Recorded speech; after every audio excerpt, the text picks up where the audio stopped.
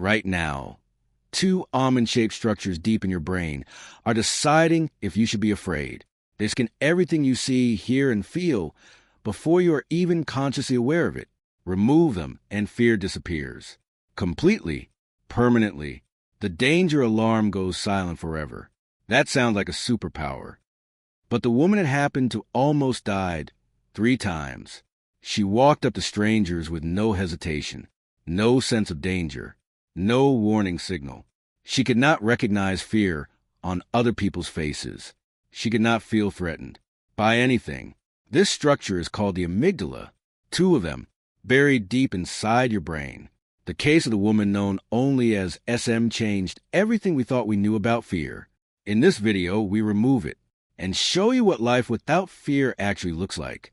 Second by second, here is what your brain loses when the amygdala is gone. The amygdala sits deep in your brain, in the medial temporal lobe, one on each side. Each one is about 1.5 centimeters. Genuinely almond-sized, a real match for the name. Think of it as your brain's alarm system. Always on, always scanning, never fully asleep. Every time you sense something, light, sound, smell, touch, the amygdala processes it first. Before the thinking part of your brain has finished reading the situation, the amygdala has already decided. Danger? It fires.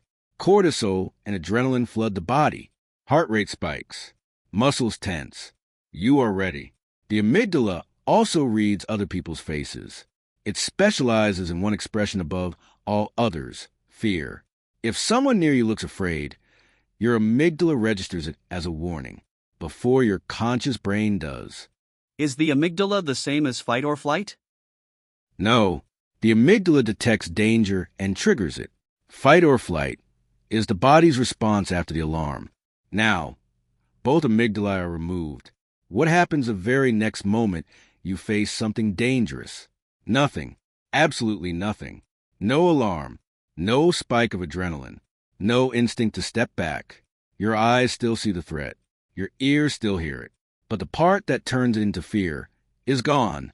The woman known as SM was born with a rare disease that slowly destroyed both of her amygdalae. Researchers showed her snakes and spiders. She approached them with calm curiosity, no hesitation. They took her to a haunted house designed to terrify. She laughed. She asked to touch the actors. No fear. She was shown photographs of facial expressions. She could identify every emotion, except fear. She described what fearful faces looked like, but said she had no idea how to make one herself. If SM felt no fear, was she happier? She felt happy, but unsafe.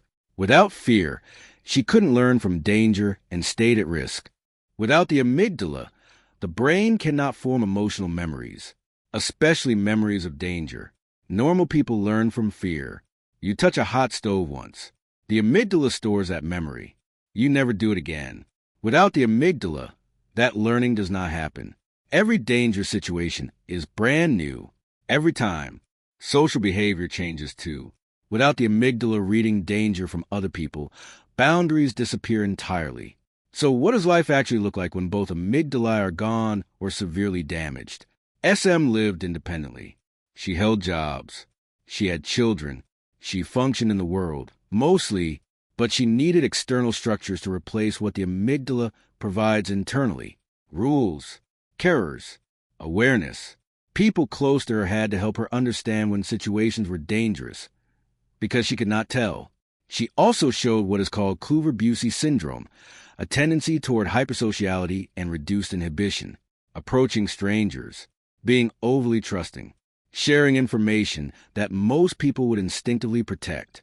For men who experience amygdala damage, the same removal of social fear can lead to dangerous impulsive behavior. For women, the protective hesitation that keeps people safe in ambiguous situations, completely gone. Can the amygdala be too active? Yes, an overactive amygdala can cause anxiety and PTSD by triggering fear too often. Unlike the thyroid or kidneys, there is no medication that directly replaces what the amygdala does. The amygdala is a brain structure. Its function is electrical and chemical, not hormonal. However, some medications can modulate how the amygdala responds when it is damaged or overactive. For amygdala hyperactivity, PTSD, and anxiety, SSRIs reduce the intensity of the fear response over time. Beta blockers can reduce the physical symptoms of the amygdala's alarm: heart racing, sweating, trembling. Cognitive behavioral therapy, CBT, works by teaching the prefrontal cortex to override the amygdala's alarm. The amygdala cannot be protected from rare genetic diseases like Urbach-Wiethe, but most damage can be prevented. Herpes simplex encephalitis, a viral brain infection, can destroy the amygdala. Early antiviral treatment is critical. Any sudden personality change, becoming fearless, disinhibited, or hypersocial, should be investigated immediately. Head injuries that affect the temporal lobe can damage the amygdala. Helmets, seatbelts, and fall prevention matter. Chronic stress and trauma physically change the amygdala. It grows larger with prolonged stress. Manage stress early. If you or someone you know has been through severe trauma, early psychological support protects the amygdala's balance. 3 things about the amygdala that most people never know. First, SM can feel fear from one thing only: inhaling CO2. The internal suffocation threat bypasses the amygdala. This proved the amygdala only handles external threats. Internal threats, your body failing, use a different pathway. Second, women and men have different amygdala activity patterns. Men's left amygdala is more active. Women's right is. This may explain why men and women sometimes process and remember the same emotional event in completely different ways. Third, your amygdala can fire before your eyes have finished processing what you are looking at, faster than vision. Right now, your amygdala is scanning, watching, deciding, making you afraid of the right things. Every second. If this video changed how you understand fear, please subscribe. Every week we remove one more part. Leave a comment. What would you do if you could never feel fear again? See you next week.